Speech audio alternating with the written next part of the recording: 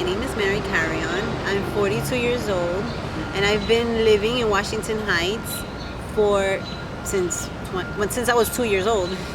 I love Dykeman.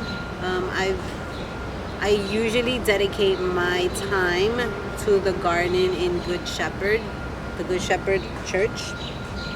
I am from Washington Heights, up downtown, since we're already uptown. Downtown. I go to the library, the public library, when I have a chance. Sometimes I hang out with my friends, for a little bit of cocktails and stuff. But I'm so glad to have stepped into this Dykeman farmhouse where they give out free plants. Actually, last week I checked out here and they were giving out Romanian lettuce. I was super excited. I took that for my sandwiches.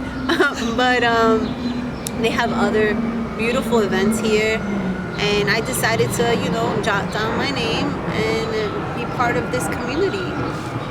So my art, as you can see, this art was made in a mixed media class, and I started with different types of materials. As you can see, is stripped papers. There's stripped papers, very stripped papers. There was paint involved. There was marker involved. There was this is a rose. This is a rose. And these were just sponges with paint color sponges, and basically it was just paint. And you use glue, and it was cardboard. As you can see, it was just plain cardboard. So in this class, what I needed to do is, I'm sorry, this just came out, but I'm trying my best. In this class, I needed to tell a story. Now, my first one was the middle one. This was my first one, and my story was about Romeo and Juliet. All right, I was about to speak some Spanish there. So Romeo and Juliet. And in this particular story, I was focusing more on their love they had for each other. How I'm going to talk to you a little bit about Juliet, and then a little bit about Romeo, and then sum it up with both of them. So with Juliet, she was always a hopeless romantic, beautiful soul. She loved to listen to classical music, and she was always in love. Now, this is a story that I portrayed in my art. Probably it doesn't go like that in the book, or you might say, oh no, that's not how it goes. No, this is my art, and this is the way I portray it, just to be clear. So Juliet loved the classical music, the beautiful romantic symphonies that she had. She had harmony in her soul. She loved the garden. She loved, the woods in the night. She loved the language that these animals spoke to her. And she was so intrigued to find out what were they talking to her about, because she was so amazed that they would come up to her and they would just talk to her. That was how she felt. And she would just go in the mornings, and she would be liberated by hearing and being close to nature. And then Romeo, this is Romeo, he was so in love with her that he wanted to feel what she felt. He wanted to feel more in tune with her, because his life was the opposite, the complete opposite. His life was more territorial, he had to be strong no matter what.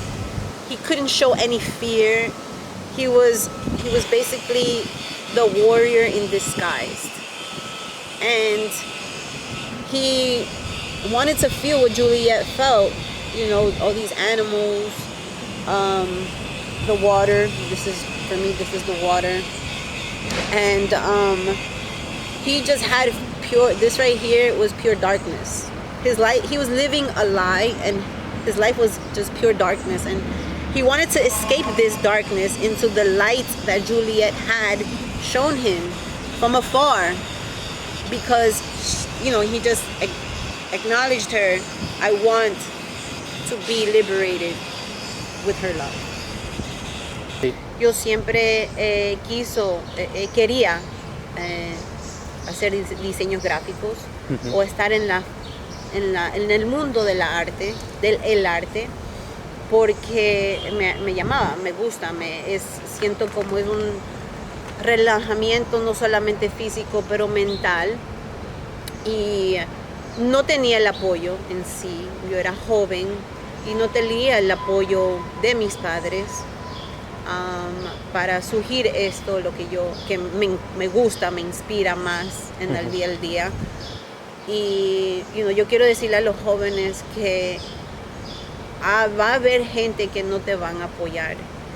Y a través de no apoyarte, no te cierras de ese, de esa luz que uno va a brindar, que uno tiene que brindarle a este mundo que vivimos. Y